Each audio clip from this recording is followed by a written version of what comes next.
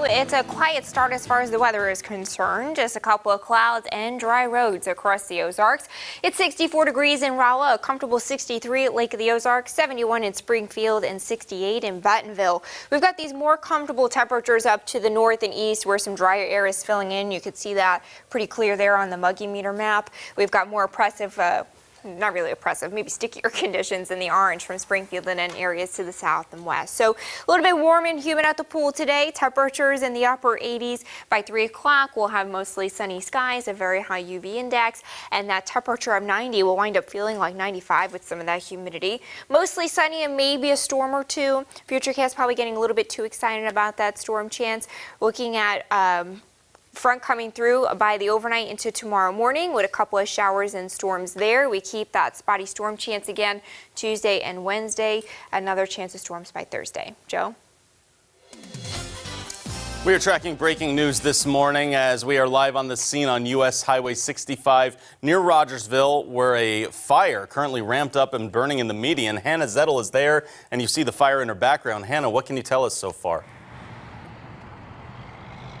Joe, good morning. This is on Highway 60 near Rogersville city limits. I can tell you that crews are on scene. You can see behind me. They are working and looking at this fire that is taking place. This is on the median. It's not necessarily in westbound or eastbound traffic. The initial calls came in for this fire at about 6 a.m. this morning. Crews did show up and it is still burning. I can tell you, pulling up to the scene, that big thick cloud of black smoke is visible from miles away. It looks almost like clouds, but as you near this accident or this fire, you can see that it is a plume of smoke. Driving past that accident as traffic is now allowed to move in and out. It was initially closed, but now driving past it, I can tell you can feel the heat coming off of this fire. That is all that we have confirmed for you right now, but of course stick with Color 10 and we will get you those confirmed facts as they become available. Reporting in Rogersville, Hannah Zettel, Ozarks First. All right, thank you, Hannah. To a follow-up now from a story over the weekend as 3 people were killed after a police chase ended in a car accident on Glenstone and Kearney. 41-year-old Jamin Siebert, 39-year-old Kimberly Siebert, and 19-year-old Braden Siebert all passed away after the car they were in was hit by a truck involved in the chase. Sheriff Jim Arnott released a statement saying the department is mourning the family's loss while trying to figure out the driver's motive. He said the man drove recklessly at dangerous speeds, almost running down pedestrians, driving into traffic and causing multiple crashes. Andrew Lynch was the man in that truck. He was arrested and booked into the Greene County Jail. Deputies are continuing to investigate and plan to present charges to the Greene County Prosecutor's Office. In a traffic alert for you this morning, southbound lanes of Highway 65 between the Sunshine and Battlefield exits will be closed until Saturday night while crews work to repave the section. MoDOT is telling drivers to expect more traffic along Sunshine, Battlefield, and Glenstone during that time. This is part of a longer ongoing project, so after Saturday, another section of the highway will close between Battlefield and Highway 60. Share the road and respect the load is a message you'll see across Missouri to encourage safe driving near large vehicles. Commercial motor vehicle drivers will also be reminded to obey traffic laws using their seatbelts and to slow down and pay attention. Last year, 146 people were killed in accidents involving a CMV, with nearly 80% of drivers being drivers or passengers of smaller vehicles. When crashes involving these happen, the disproportionate size of a large truck versus a car means those crashes can often lead to serious injury or death. Research is showing that in the majority of these crashes, drivers or passenger cars unnecessarily endanger themselves by not paying attention and driving aggressively around big rigs. That's why traffic engineer Cindy Dunaway says it's important for motorists to drive safely around big trucks. It's pretty easy to get a passenger vehicle off the roadway fairly quickly, but when they do involve the semi-trucks or the larger vehicles, it can take hours sometimes and they block more lanes of traffic. So, just keep an eye out for those on the roadways. The Missouri Coalition for Roadway Safety encourages drivers to avoid cutting off large trucks or buses. Make sure you can see the truck's cab lights in your rearview mirror before moving back into your original lane.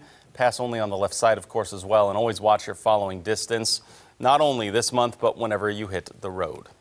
New York passed a law banning the removal of cat's claws recently, making it the first state to do so. But it's a controversial topic for many cat owners. Supporters of the ban say a quarter or more of all domestic cats have been declawed. To perform one of these, most of the time the procedure requires the removal of the cat's first knuckle so the nail cannot grow back. While the procedure has been routine for many, Dr. Peggy Callow with the Humane Society of Southwest Missouri says most of the time cosmetic procedures are not what's best for a cat. So if you're declawing just to protect your furniture, that's usually not in the best interest of the cat. Versus if you have a cat that potentially has a cancer on the toe, or an ingrown, if it's a polydactyl with multiple toes and nails are growing to the bed, those are medical reasons that we would recommend declawing. The Humane Society and Callow believe declawing is not right for the sake of cosmetic reasons, and also they don't believe the government should have a say in that matter.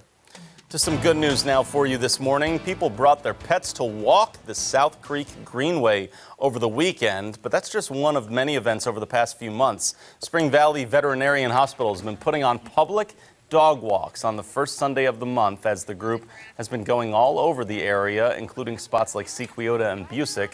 Dr. Rebecca Skinner tells us how the idea came to be.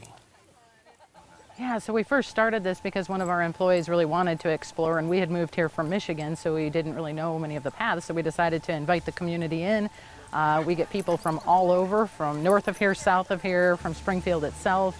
Bring your dogs, it's a lot of fun. You know, we move as a pack, so even those dogs that are pretty reluctant to be around people and around other dogs, they have a lot of fun too. We just have a blast. Skinner also says if you don't have a dog, you're still welcome to walk as a way to familiarize yourself with them and other canines. A survey conducted by Top Cashback shows parents are required to spend lots right before school starts. More than 1,200 adults took that survey, and it shows more than 2 in 5 will spend up to $500 per child for back-to-school prep. New clothes and shoes are the most expensive purchases, followed by technology and other appliances. Online shopping is getting more popular, but according to the survey, physical stores are still top go-to spots. But I think the school districts also could look at their list and just maybe consult with parents and see if some of it may not be necessary for the school year.